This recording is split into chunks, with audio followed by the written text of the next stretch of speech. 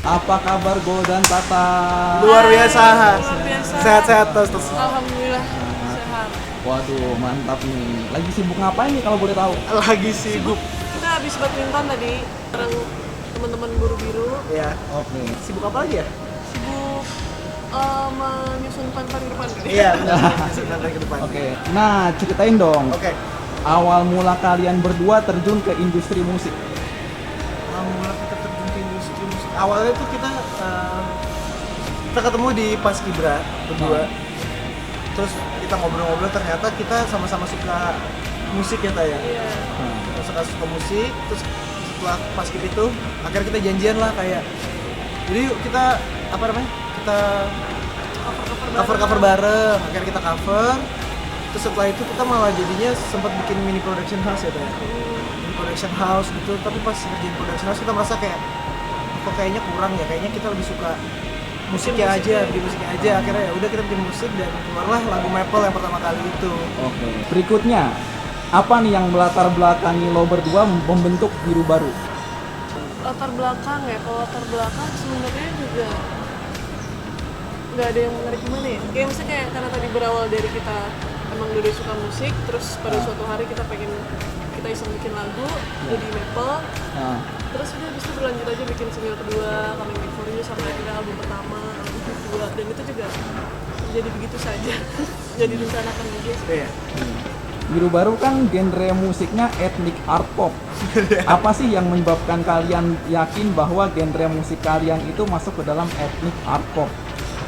Sebenarnya ethnic art pop itu juga kita tuh nggak tahu gitu sebenarnya. Ngarang sih. Ngarang ya itu. Sebenarnya ngarang karena kan pada saat itu kita masih umur berapa tuh 19 tahun berarti ya? Iya. 19 tahun terus kita bikin lagu terus kita kayak bingung nih orang nanya genrenya apa, aduh bingung. Akhirnya kita nyari lah karena kita suka sama Muramasa. Oh, itu kiblat musiknya kalian ya? Iya awalnya Muramasa. Awalnya.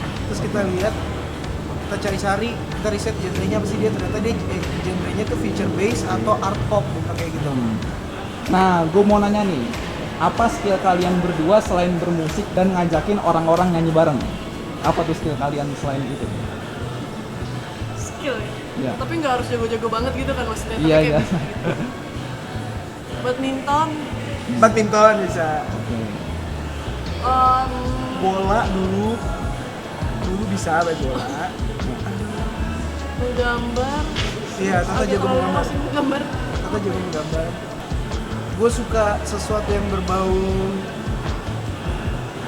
desain produk gitu ternyata ya. Iya, gue suka mendesain produk gitu. Kayak 3D, bikin 3D gitu. Iya, iya, iya.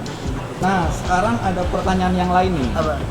Di pesta olahraga Asia Tenggara yang digelar bulan Mei lalu, si Kamboja selaku tuan rumah melakukan hal yang dinilai kurang profesional. Iya. Di mana bendera Indonesia kebalik tuh Iya. pada saat pre-show pembukaan SEA Games yang digelar di Stadion Morodo, Kamboja. Iya. Insiden tersebut mengundang banyak kemarahan netizen Indonesia tuh, sampai akhirnya Perdana Menteri Kamboja minta maaf. Yang lebih herannya lagi, di setiap penyelenggaraan SEA Games itu selalu ada kecurangan di beberapa pertandingan, terutama yang diselenggarakan di Kamboja kemarin.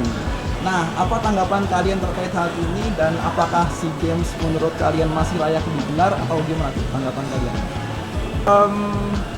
Menurut gue pribadi, kesalahan membawa bendera terbalik itu seharusnya tidak terjadi ya. Nah, Karena sebagai penyelenggara seharusnya risetnya sudah sangat baik, dan untuk negara Asia Tenggara aja gitu kayak maksudnya kayak seharusnya tahu Indonesia tuh merah putih gitu, bukan putih merah gitu. ya. Jadi itu kesalahan yang kita nggak tahu ya, mungkin pada saat itu entah apa yang terjadi, karena Paskibra pun juga mungkin ada kemungkinan buat kebalikan. Tapi sebenarnya hal-hal seperti itu seharusnya hal yang tidak terjadi sih, karena kan bendera tuh sebuah lambang negara ya, bukan lambang negara ya, bendera negara tuh simbol kebanggaannya negara gitu. Merah darah, putih tulang gitu loh, bukan putih tulang merah darah gitu. Nah, kalau Tata apa tanggapannya? Sama sih, mungkin kita nggak tahu apa yang terjadi juga. Itu mungkin bisa jadi yang megang bendera panik atau Panik, kayak ya. faktor-faktor yang konyol kayak gitu ya, kita nggak tahu.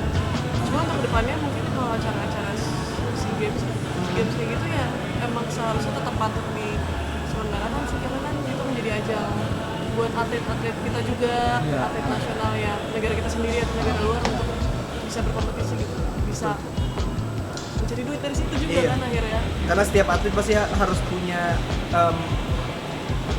punya milestone gitu ya. Dan salah satunya sih kalau SEA Games nggak ada mungkin akan terlalu jauh untuk sebuah atlet baru terus kayak pengen gue langsung olimpiade gitu. Nah, sekarang kita balik nanyain musik nih. Kita pindah kemana nih enaknya? Kita pindah kemana nih? Pindah Pindah kemana?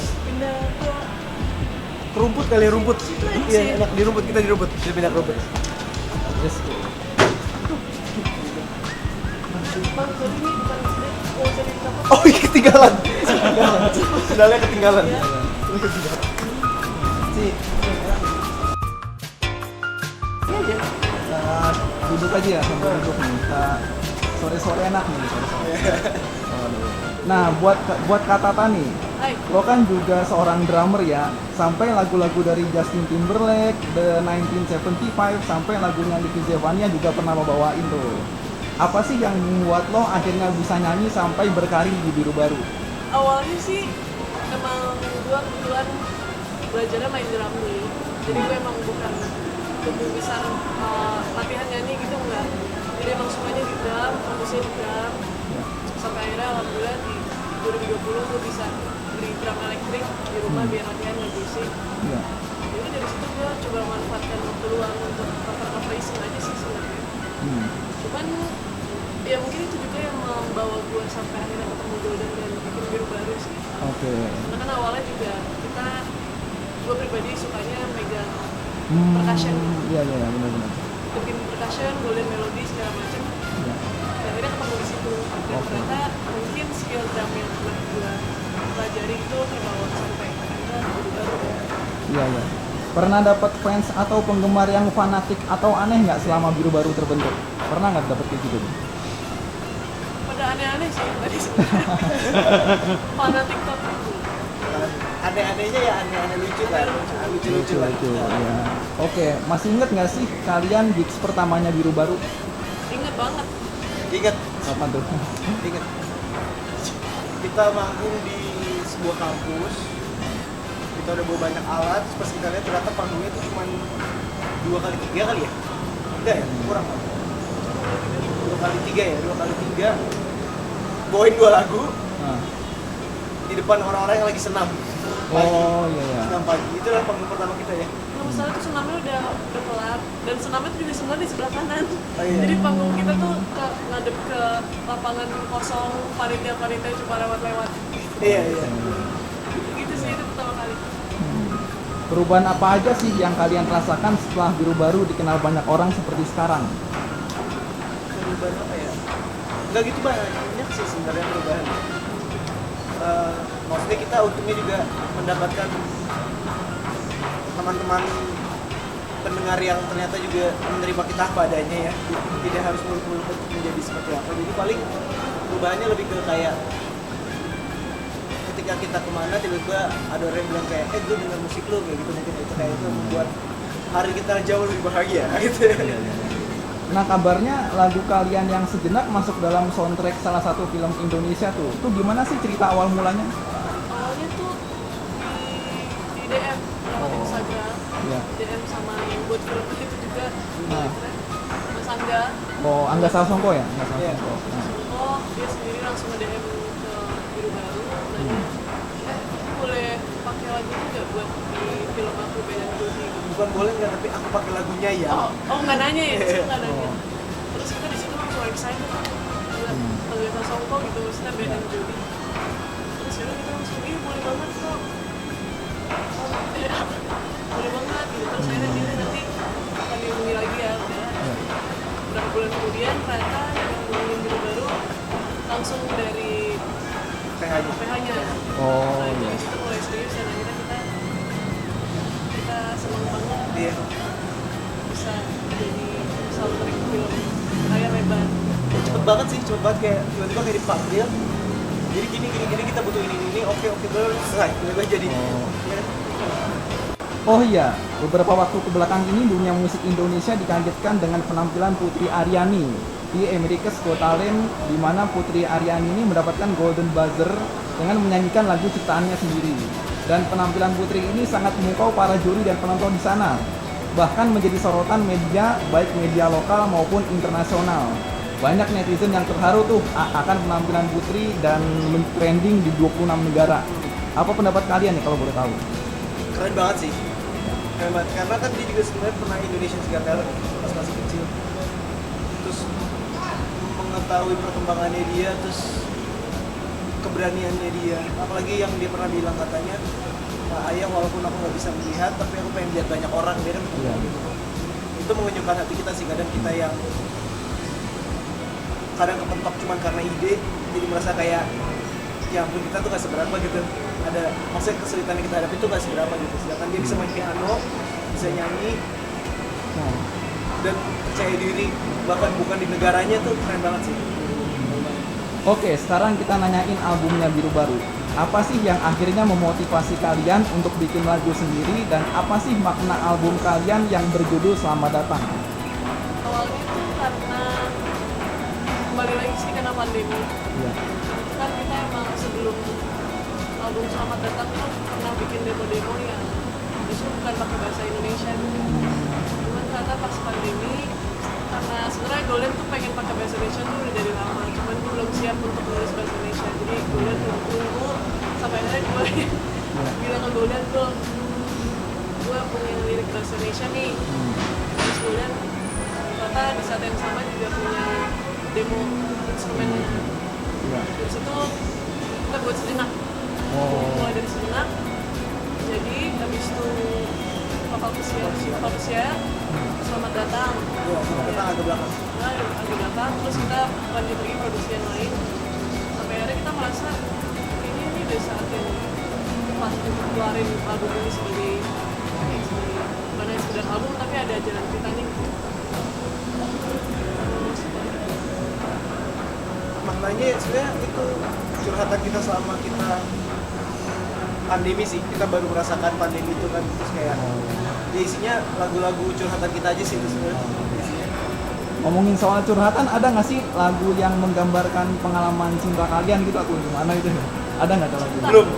Belum ada. Kita belum. Cinta, Selamat Datang ya? Kita kan selamat datang belum. Selamat Datang sih belum. Oh, belum Lebih ke ada. Cinta orang ya. Iya. Oke, sekarang kita bahas pribadi kalian nih. Sebelum kalian membentuk Biru Baru di tahun 2016 ya, kabarnya kalian berdua pernah pacaran selama 5 bulan. Apa sih yang menyebabkan kalian berdua pacaran pada saat itu? Penyebabnya kita pacaran ya. Ini pertanyaan baru nih. Nah, Kan gue sama Golden udah kenal dari pas Kibra kan, 2015. iya, iya. Kita berteman. Golden tuh sempat suka sama gue duluan. Cuman gue bilang belum mau. Iya, tapi terus ya udah kita berteman sampai akhirnya gue udah mau. Gue bilang gue udah mau, tapi ternyata Golden sama orang lain. Terus ya udah kita tetap berteman, itu tetap kontek-kontekan, tetap bikin lagu iseng. Terus sampai di masa-masa SBMPTN Ya. kuliah itu Golden terus, maksudnya kita sama-sama udah single. Terus akhirnya ya udah sama-sama masih suka. Udah kita pacaran gitu. Iya, pacaran itu. Dan nggak ada yang jadi pacaran itu nggak kayak gitu. Dan Dan kita kan sering banget, kita udah kerja bareng, terus ke toko musik bareng, jadi kayak semuanya tuh terjadi dengan itu saja. iya. Karena cocok ya kan. Cocok, suka. Apa sih pengalaman berharga yang kalian dapatkan selama kalian berdua pacaran ketika itu? Baru lagi nih. Iya. Pengalaman berharga itu. Ya mungkin gue jadi mengenal Tata dan segala sifatnya sih. Jadi kalau melihat sekarang kita Biru Baru, jadi pengalaman berharganya itu jadi kita tahu gimana cara meng-approach satu sama lain sih. Kita tahu kapan kita merasa senang, kapan kita nggak merasa senang, kapan kita berdua lagi merasa senang, kapan yang cocok gitu kita tahu. Jadi kayak dalam kerja sama kita berdua tuh step pengenalan, step berantem itu kayaknya udah lewat gitu ya Tay. Gitu. Nah, cerita tragedi Sate Taichan pas mau putus pacaran tuh gimana ceritanya tuh, Kak? Iya, waktu itu apa ya? Dia masih bocah sih. Awalnya lagi makan, ngobrol, terus Ah. iseng buka HP, terus guanya reaktif gitu, kayak ini siapa nih? Terus merasa cemburu dan merasa di Sakit sih deh, sakit ya. pada saat itu. Ya. Cuman akhirnya ya udah, jadi kita kita ngobrol sama-sama minta maaf gitu. Karena pada saat itu juga gue setelah tragedi Taichan tuh gue agak nyebelin juga, jadi marahnya tuh bulan-bulan gitu loh. Sedangkan kayak gue bilang itu lama deh kita, karena kita kerja bareng jadi kita cuma ternyata gue masih marah-marah, Oh. masih gedek-gedek gitu loh. Cuman akhirnya di satu titik gue bilang sorry ya kalau gue beberapa bulan terakhir masih kadang marah kadang enggak gitu. Cuman ya udah. Misalkan kalian berdua suatu saat nanti menikah, apakah Biru Baru akan tetap masih ada? Masih sih. Justru masih sih. Justru makin masih sih. Makin waktunya cuma berdua doang. Iya, pokoknya makin cuma berdua kan, jadi kayak misalnya makin itu aja gitu yang bisa kita lakukan. Oke, kalian berdua kan kalau gue lihat-lihat kan suka banget tuh sama olahraga badminton terutama ya. Ada hobi atau olahraga lain nggak yang kalian berdua suka? Kalau gue sebenarnya gue suka banget sepak bola sebenarnya. Dari SMA gue mainnya sepak bola. Badminton tuh justru gue main setelah lulus, karena kan badminton ngumpulin orangnya lebih gampang kan. Cuman kadang berempat aja udah jadi gitu. Kalau bola kan susah. Paling bola, futsal, badminton. Kalau gue sih pertama tetap badminton. Iya. Emang udah seneng dari kecil, terus pernah basket, tapi nggak mendalami gimana juga.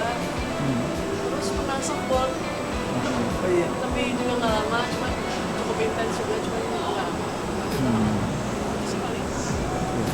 Terakhir nih, Biru Baru kan saat ini sudah menjadi idola para kaum milenial yang menyukai musik-musik alternatif. Apa nih harapan kalian berdua dan target apa yang ingin kalian berdua capai untuk Biru Baru ke depannya? Harapannya kita nggak berhenti di sini aja sih ya.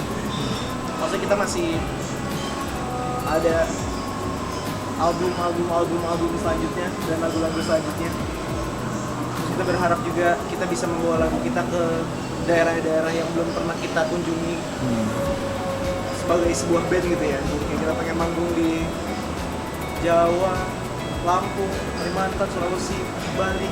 Punya kesempatan buat bisa menampilkan karya kita secara langsung ke depan penonton yang mungkin yang mendengarkan kita atau yang mungkin belum mendengarkan kita di daerah yang lain.